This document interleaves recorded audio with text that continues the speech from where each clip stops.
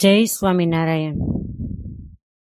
હવે તમે ભીમનાથ મહાદેવ એ ગામના દરવાજાના દર્શન કરી રહ્યા છો, જોઈ રહ્યા છો। ભાલ દેશના પશ્ચિમ સીમાડા ઉપર ભોળિયાદેવ ભીમનાથનું આ મંદિર આવેલું છે। કહેવાય છે કે 5000 વર્ષ પહેલા પાંડવોએ નિવાસ કરેલો। તમે નીલકા નદી જે વહી રહી છે એના દર્શન કરી શકો છો। એની બીચમાં જ વિશાળ શિવલિંગ એ બનાવવામાં આવેલું છે। ભગવાન શિવનું મુખ્ય સ્થાન હોવાથી નદીમાં પણ શિવલિંગ એને બનાવવામાં આવેલું છે। આ નીલકા નદીમાં નીલકંઠ વર્ણી રૂપે મહારાજે સ્નાન કરેલું છે અને સત્સંગમાં આવ્યા પછી પણ મહારાજ ઘણીવાર સંતો હરિભક્તોની સાથે આ નીલકા નદીમાં સ્નાન કરી અને એ નદીને પાવન કરેલી છે। મહાબલી ભીમસેનની ટેક જાળવવા ભગવાન ભોળાનાથે કહેતા કે અર્જુનજીનો જોકે નિયમ હતો અને એનામય બની અને ભોળાનાથે પોતાના જ્યોતિર્મય સ્વરૂપના દિવ્ય દર્શન આપેલા। એ જ જગ્યા એટલે આ ભીમનાથ અને એટલા માટે જ પધરાવેલા મહાદેવજીનું નામ ભીમનાથ પાડેલું છે। આ ભીમનાથથી દક્ષિણમાં જ પોલારપુર ગામ જે અતિ સોહામણું નીલકંઠ વર્ણના ચરણકમળથી અંકિત થયેલું, તેમજ શ્રીજી મહારાજ સત્સંગમાં આવ્યા પછી પણ આ ગામની અંદર આવેલા છે। ભીમનાથ અને પોલારપુર આમ ગણીએ તો એક જ સીમાડો કહેવાય, જાજો ફેર નથી। આ ભીમનાથ મહાદેવની અનેક વાર ભગવાન સ્વામિનારાયણની પૂજા કરેલી છે, રુદ્રી પણ કરાવેલી છે। અને હરિલામૃત ગ્રંથની અંદર જ્યારે ડોક્યુ કરીએ ત્યારે મહારાજ જ્યારે ભીમનાથના મેળે પધારેલા એ વખતે મહારાજે 1000 બ્રાહ્મણોને બ્રહ્મચૌર્યસી કરાવી અને એક રૂપિયો એ વખતે દાનની અંદર આપેલો। અને ત્યારા મહંતજી એ પણ ખૂબ ભગવાન સ્વામિનારાયણની પ્રત્યે પ્રેમને ધરાવનારા હતા। મહારાજ જ્યારે જ્યારે ભીમનાથ આવતા હતા ત્યારે જે જગ્યાએ ઉતરતા હતા એ પ્રસાદીની મેળી પણ આજે સચવાયેલી છે। જ્યારે 5 પાંડવો એને વનવાસ કૌરવો દ્વારા આપવામાં આવેલો અને અર્જુનજીનું નિયમ હતું કે શિવની પૂજા સિવાય જમવું નહીં। એક દિવસનો સમય કોઈ જગ્યાએ શિવજી એનું લિંગ એને દેખાણું નહીં અને અર્જુનને એમ થયું કે હવે તો મારે ઉપવાસ થશે। અને એ વખતે ભીમને એમ થયું કે હું મશ્કરી કરું કે હકીકતની અંદર આ ઉપવાસ કરે છે કે કેમ। એટલે ભીમસેન ઇતિહાસની અંદર એવું કહેવામાં આવે કે એક જગ્યાએ શૌચ વિધિ ક્રિયા કરી અને તાળિયું એને ઢાંકી દીધું અને અર્જુનજીની પાસે જઈને કહે છે તમે ભીમનાથ મહાદેવ એના શિવલિંગના દર્શન કરી રહ્યા છો, મુખ્ય અંદરનું જે ગર્ભગૃહ મંદિરનું એના પણ દર્શન કરો છો। શિવલિંગની ઉપર વિશાળ ઝાડનું ઝાડ છે, અતિ પુરાતની છે, મોટું એનું થડ છે જેને કપડું વીંટી દેવામાં આવેલું છે। તમે જોઈ શકો છો કે સોનેરી કલરનું જે કપડું વીંટવામાં આવ્યું છે, ઝાડની ઝાડ એની ડાળીઓને એના થડને વીંટવામાં આવ્યું છે અને પછી ઉપર છત ઉપર એ વિશાળ વૃક્ષ એ આખું છવાયેલું છે। મશ્કરીમાં ભીમસેન આવીને અર્જુનજીને કહે છે કે તે શિવજીના દર્શન પૂજન કરી લીધું? ત્યારે અર્જુન કહે છે કે નહીં, મને ક્યાંય દર્શન થયા નથી એટલે આજે મારે ઉપવાસ થશે। ભીમસેન કહે છે કે મેં શિવજીનું લિંગ જોયું છે। બોલે ક્યાં? એ જ વખતે પોતે જે તાળિયું ઢાંક્યું હતું ત્યાં ગયા અને કહ્યું કે આ શિવજીનું લિંગ છે। હવે તમે એ શિવજી એના જે જ્યોતિર્લિંગ તો નથી પરંતુ જે શિવલિંગ એને તમે દર્શન કરો છો તો ફાટેલું છે એ શિવલિંગ કે જ્યાં ભીમસેને પોતાની ગદાનો પ્રહાર કર્યો હતો।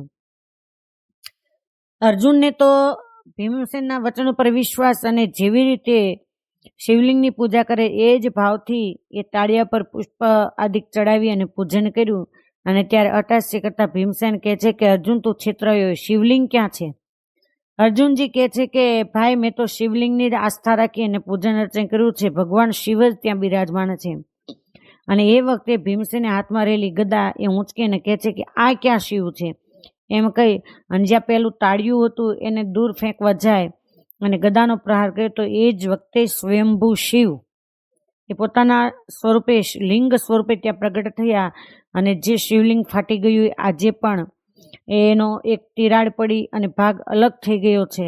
એ રીતે જ આજે ભીમનાથમાં એ શિવલિંગ દર્શન આપી રહ્યા છે અને ત્યારથી 5500 વર્ષ પુરાતની આ ભૂમિ અતિ પવિત્ર. શ્રાવણ માસમાં ખૂબ મોટા પ્રમાણમાં લોકો અહીંયા દર્શને આવે છે અને મોટો મેળો અહીંયા ભરાય છે. હવે તમે જે વૃક્ષના દર્શન કરી રહ્યા છો એ ઝાડનું વૃક્ષ છે અને ત્યાંના પૂજારી એવું કહેતા હતા કે ચૈત્ર માસમાં આમાંથી ખાંડ એ નીચે પડે છે. આવું આ પુરાતનીય સ્થળ, હજારો લોકો આજે પણ ત્યાં આવે છે. અને એમાં પણ ખાસ ભગવાન સ્વામિનારાયણ શ્રાવણ માસ હોય અથવા તો વડતાલ જતા હોય, આજુબાજુના ગામડાઓમાં પસાર વિચરણ કરતા હોય ત્યારે ખાસ મહારાજા ભીમનાથ મહાદેવના દર્શન કરવા માટે આવતા હતા. એકવાર તો સંતો હરિભક્તોની સાથે મહારાજા ભીમનાથ મહાદેવના દર્શન કરવા માટે આવેલા, જેનું હરિલીલામૃત ગ્રંથની અંદર ખૂબ વિસ્તારથી વર્ણન કરવામાં આવ્યું છે. અને એ વખતે કોઈ અન્ય જગ્યાના મહંત એને ત્યાં ઉતારો આપવાનો હતો અને એ ભીમનાથના મહંત એમણે મહારાજની ખૂબ બરદાસ્ત કરી અને એ જગ્યાએ ઉતારો આપ્યો. તો ઘણો ટંટો થયેલો. આ એ જ જગ્યા પવિત્ર છે. અત્યારે તો ખૂબ બધું જર્જરિત થઈ ગયું છે, પરંતુ ભગવાન સ્વામિનારાયણને સંતો હરિભક્તો ક્ષત્રિય ભક્તોની સાથે જે ઉતારો આપવામાં આવતો હતો એ જ આ ભીમનાથની મેળી આજે પણ ત્યાં જર્જરિત રૂપમાં સચવાયેલી છે. ભવિષ્યમાં ભીમનાથ મહાદેવ કોઈને પ્રેરણા કરે અને જો આ પુરાતની વસ્તુ એનું કંઈક રિનોવેશન થાય તો એની પ્રસાદીની વસ્તુઓ એ સચવાઈ જાય. કેમ કે પુરાતની વસ્તુ હોવાથી 200 વર્ષની આસપાસ આ મેળી એનું ઘણું કાચું છે અને મોટા મોટા ખાડાને એવું પડી ગયું છે. તો આ પ્રસાદીભૂત વસ્તુ કે જ્યાં એ જ જગ્યા છે જ્યાં સંતો હરિભક્તોની સાથે મહારાજ ઉતારો કરતા હતા. અને જ્યારે અન્ય વ્યક્તિઓને ઉતારો આપવામાં આવતો હતો એ પણ કોઈ જગ્યાના મહંત હતા. અને આવી અને ભીમનાથના મહંત એની સાથે ટંટો કર્યો કે સ્વામિનારાયણને તમે અહીંયા ઉતારો કેમ આપ્યો?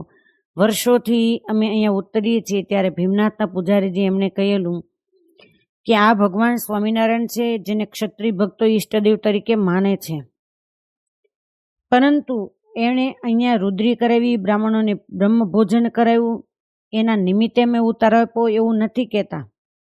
પણ એ સ્વયં ભગવાન છે, એનો ભગવાનપણાનો નિશ્ચય પણ અમને છે, એટલા માટે અમે એને ઉતારો આપ્યો છે. અને મહારાજને ત્યારે વિચાર આવ્યો કે આનું કાંઈ શરૂ નહીં આવે. અને જ્યારે મહારાજ ત્યાંથી રવાના થયા ત્યારે જે મહંતો હતા એમણે દ્વેષીઓને ઊભા કર્યા અને ભગવાન સ્વામિનારાયણ એમની સાથે એને મારવાના ઈશકથી, એની સાથે ઝઘડાના ઈશકથી પાછળ વ્યક્તિઓને મોકલવામાં આવ્યા.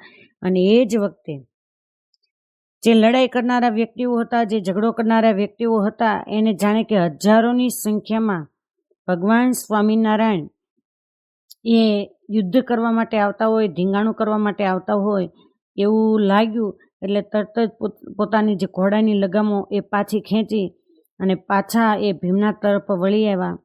તો આવું આ ભીમનાથનું પ્રસાદીભૂત જગ્યા કે જ્યાં અર્જુનજી અને ભીમસેન એના નામથી આ સંકળાયેલી ભૂમિ કે જ્યાં 5 પાંડવો એનું પણ વિચરણ હતું.